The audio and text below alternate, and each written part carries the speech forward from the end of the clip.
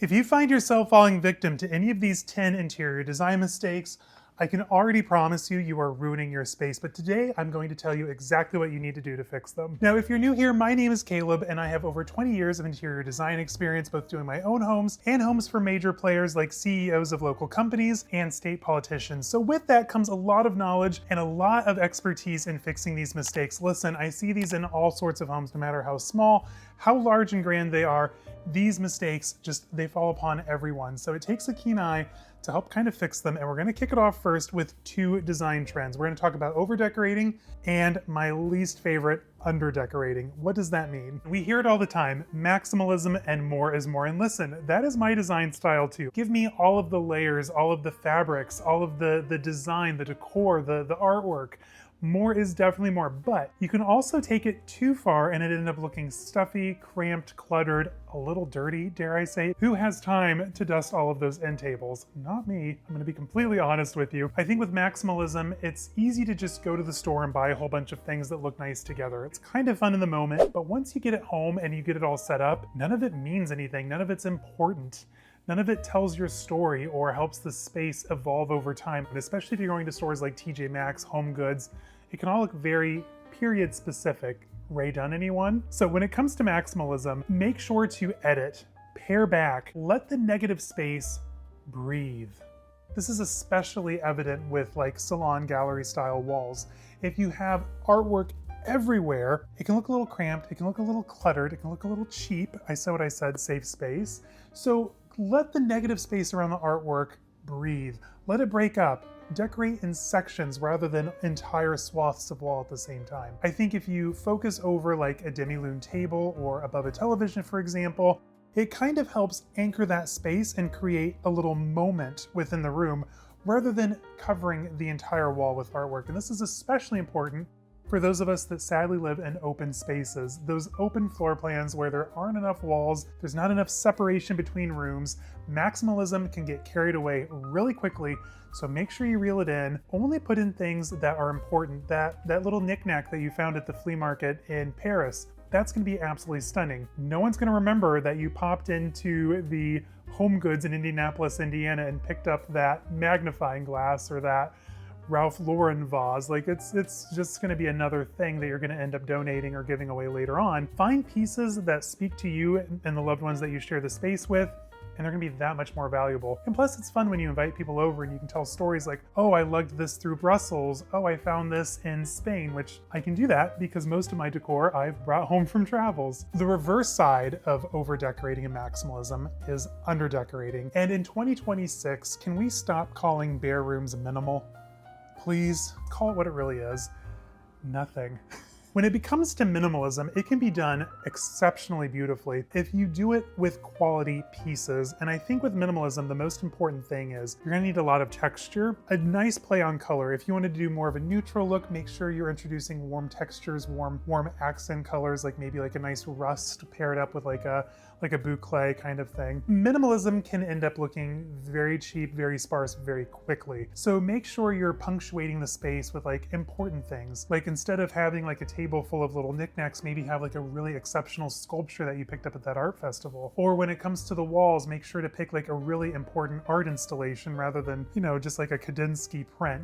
It takes a very fine eye to make minimalism look expensive. It can be done, but it takes a lot of research, a lot of effort, and it's definitely not done overnight. You can't just like waltz into an IKEA, pick out a few, tan or white pieces of furniture and call it minimal. You really need to hone your eye and your skill to really make it work. So I definitely recommend picking up art magazines, interior design magazines that really celebrate minimalism, because you're gonna learn a lot just by leafing through those pages. Definitely start at Pinterest. As an interior designer, it all starts with Pinterest for me. Like, I think that a lot of clients, they know what they want, but they don't know how to express it and put it into words.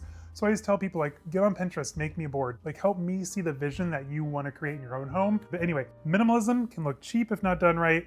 Maximalism can look tired, dirty, and cramped. Decorate with both very carefully. Tread carefully, if you will. Now that we've talked about two different kind of design styles and aesthetics and tastes, what are the pieces within those spaces that can ruin them? First of all, let's start with furniture placement, and this is especially true for you minimal people. I think that when it comes to furniture placement, a lot of people by default think that we need to line the walls with our furniture. That could not be further from the truth. Not only does it make your space feel smaller and more cramped, while also feeling vast and expansive, it doesn't do anything to help create a warm or inviting space. So for me, especially in the apartments that I've lived in that have like larger rooms, I like to create smaller spaces, like little conversation niches, if you will. So we have in our great room, up against the television, I have a large sofa, two little chairs. Behind me is my little desk space with another chair, and then I've got more chairs over there as well. So I think it's just very important within larger spaces, create smaller spaces where, especially if you entertain, people can kind of congregate, converse, and talk, and like we can be over here talking about something, and then folks can be back here in this space talking about something else. It's very important to not just line the walls with your furniture, but create rooms within rooms. And for those of you, if you think like, oh, I have like a really small space, like an apartment where it's kind of like, you know, a more narrow living room, don't just design around the television. There's so much more that happens in our rooms other than just watching TV or playing video games. Maybe you float the sofa perpendicularly across the room and set the TV at an angle in the corner. Not everything has to be, you know, so linear and boxed in. Especially in our older apartments, we had a smaller one bedroom. I think I was able to seat like 12 in the living room just by the way that I had floated the furniture and kind of had the TV back over in the one corner. It definitely creates a more interesting space if you have to travel around within the rooms, if that makes sense. Another big mistake that I see people make is matchy-matchy furniture. And what do I mean by that? I think especially for our parents' generation, back in like the 90s and the 2000s, it was very common to just walk into like a furniture store like a Kittle's and just buy the room. So they'd have like the tan sofa, the matching tan love seat, the matching tan recliner or club chair, and then you just had it delivered and that was that. Maybe you decorated with some fun throw pillows. We've recognized that those spaces just kind of fall flat, right? Like they just look very one note. It looks like, you know, Memorial Day weekend, you hit up the local Ashley Furniture and took advantage of the Memorial Day weekend sale and you bought the living room, and then maybe they threw in like an extra credenza or a side table as a bonus. So I think that it's smart to invest in a really good sofa. This sofa that I'm on, this is from Ethan Allen 10 plus years ago. It's white fabric, it's like a damask, but this is gonna be a kiln dried hardwood frame. So I can have this thing reupholstered time and time and time and time again as maybe our family grows or as we move and the white no longer works in a space. One of my favorite things to say is buy the best, you'll only cry once. That is so true when it comes to not so much case goods, because we can kind of cheat, and I'll give you more of my secret tips later. But when it comes to upholstered pieces, find something that you love, get it right the first time, and then just reupholster it as it gets tired rather than throwing it out and creating more waste. Just have it stripped down, restuffed, and reupholstered. It's so easy. It's just so much more interesting to have like pieces that go together, they're cohesive, but they're not matchy-matchy. And with my side chairs, I like to find them at like different stores or antique stores, even thrift stores, and I've gotten really lucky with a few pieces. Others I've had to have, you know, reupholstered to kind of match and work with the space. It's definitely worth it if you buy high quality furniture. We're building layers slowly. Rome wasn't built in a day, nor will your rooms be. So just give it some time, let it breathe, let it evolve, and you're gonna have a much better design space in the long run. What's another cardinal sin of a good space? Keeping it tired and dated furniture. Now, it's easy to buy a lot of things and then just kind of live with it for 20 or 30 years, but you want to be buying classic pieces that are going to help kind of evolve. That's the name of interior design, evolution. It needs to always evolve, look current, but also not be period specific. Like, we're not talking about like the white oak furniture that we're now seeing filtered down to all the big box stores. We're looking for quality woods, quality pieces. When the piece gets tired, listen, you know, I'm also guilty of buying some furniture at IKEA. It happens. When it's starting to look tired or dated, let it go. You know, we're no longer in, well, most of us aren't in college anymore, so we can buy the nicer things. We can invest or find those interesting pieces out at the thrift or at the antique store or at the flea market. Again, it's all about evolution, but also knowing when to say goodbye or when to say, you know, reupholster, refinish for the case goods, you know, our side tables, things like that. Like, you're always wanting your space to kind of evolve with you, not work against you by looking tired and dated and like, oh, you must have done the space in 2006. I love the chocolate and the turquoise. I've touched on this a couple of times, but we're going to be looking at trend-driven furniture. And what do I mean by that? Just like the fashion industry, everything starts out like top tier, right? Like it's hard to get, like you want it, but it's not accessible yet, right? So then we start out here in the magazines and the celebrities and everything. Then we work down. Now you can kind of order it like at Ethan Allen or Henredon, things like that. Now it's kind of trickled down a little bit more. Now we're seeing it at like Home Goods and its final destination, Target with like Studio McGee. Things kind of trickle down, and once it's easily accessible, that trend is done. It's over. Don't touch it.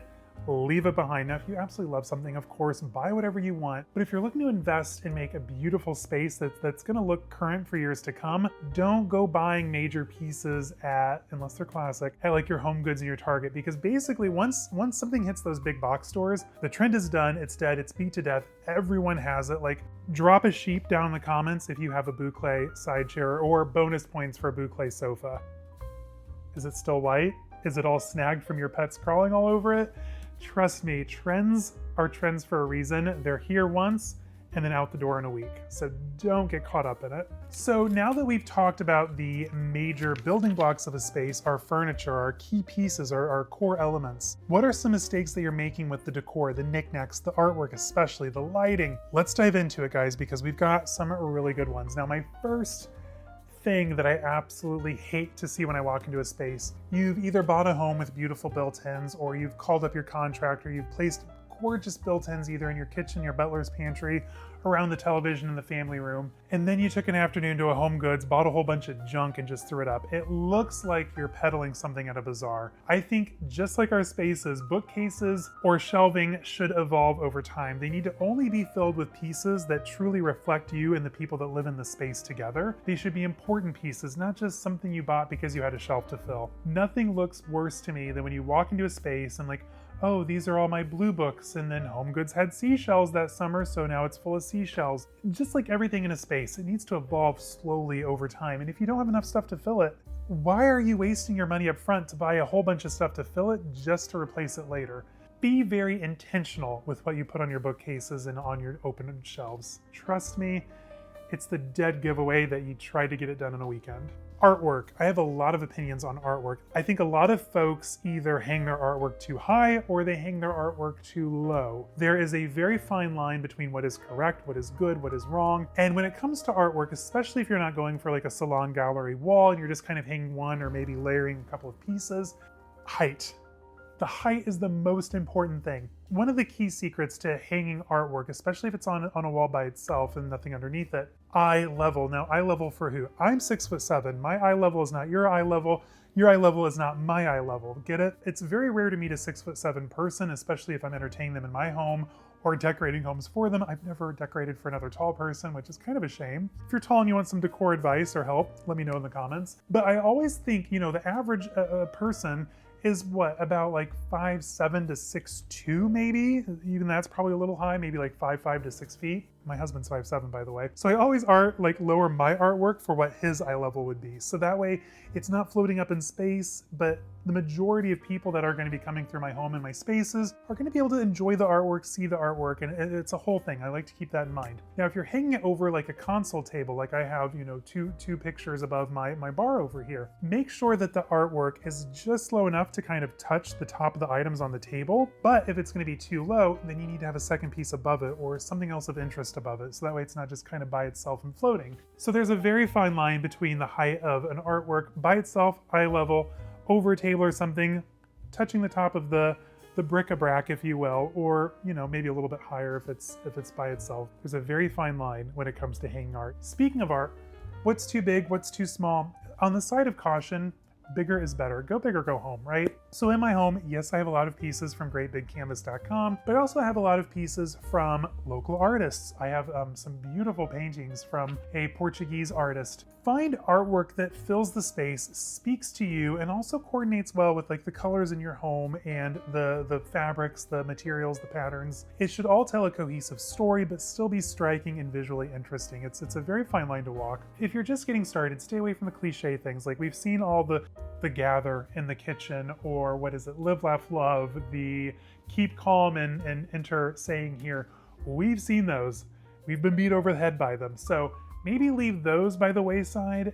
Listen, if typography art is your thing, maybe go to the flea market and get like some really cool old vintage signs, or the thrift store even. It's easy to be creative, especially, you know, if you have an eye for things, but even if you don't, truly at the end of the day, there's really no right or wrong when it comes to artwork. There's just, you know, there's good and then there's could be better, we'll say, right? Like there's some things that you could be doing that are absolutely amazing and would be absolutely exceptional, but there's other pieces like, hey, they work and they're cute and they're respectable, but it could be better. And I think that a lot of word art kind of falls into that camp.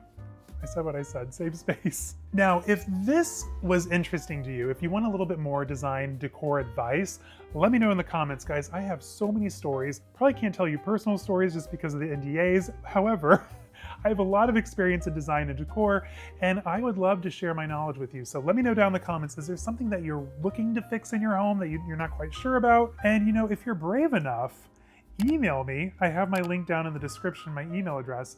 Email me a photo of your space and maybe we'll do like a video where I give you like a free design consultation here on video, like how to fix your living room, how to fix the bedroom, or I design ideas for your kitchen. Maybe you're picking out new cabinetry and tile. I would love to help you out, and it could be something fun we could all do together. So anyway, let me know down in the comments. I want to hear from you guys.